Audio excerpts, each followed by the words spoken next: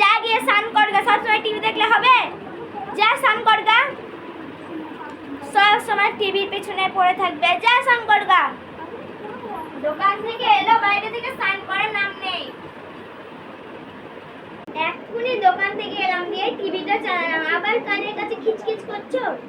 ভালো লাগে না আমাকে। যাচ্ছি স্নান করতে। স্নানটা আগে করে আসি। স্নান করতে গেলাম।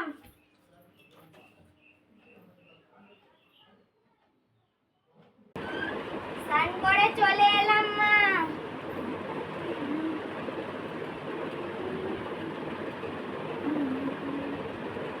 ঠিক আছে, স্নান করা হয়েছে তো, দাঁড়া আমি যাচ্ছি। স্নান করেছিস? ঠিক আছে, তাহলে তুই টিভি দেখবি তো দেখ, আমি রান্না বান্না করি, দিয়ে তোকে ভাত দিচ্ছি। ঠিক আছে, তুই টিভি দেখ। তোকে অনেকক্ষণই তো খাটালাম, তাই না? এখন তুই টিভি দেখ। হ্যাঁ, তুই টিভি দেখ, আমি আসছি।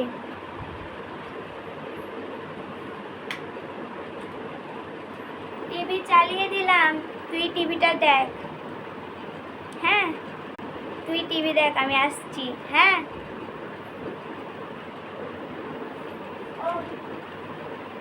রিমোটটা তোকে অনেক খাটালাম, থাক।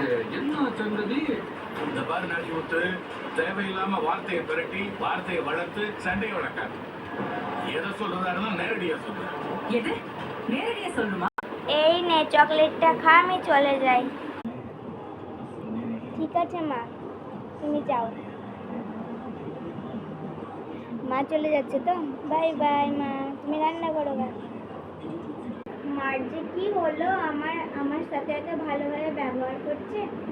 আমার তো ভালোই মা, কেবল একটু দোকানটা মানে যাওয়া করালো, তাই আমার ভালো না। অন্য মাঝে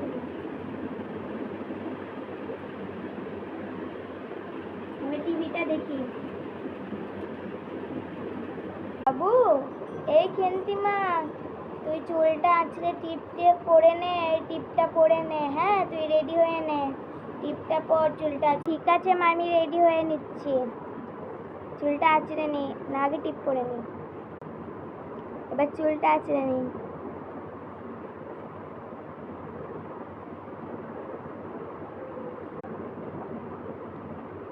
চুল আঁচড়ে নিলাম মা, চুল আঁচড়ে নিলাম।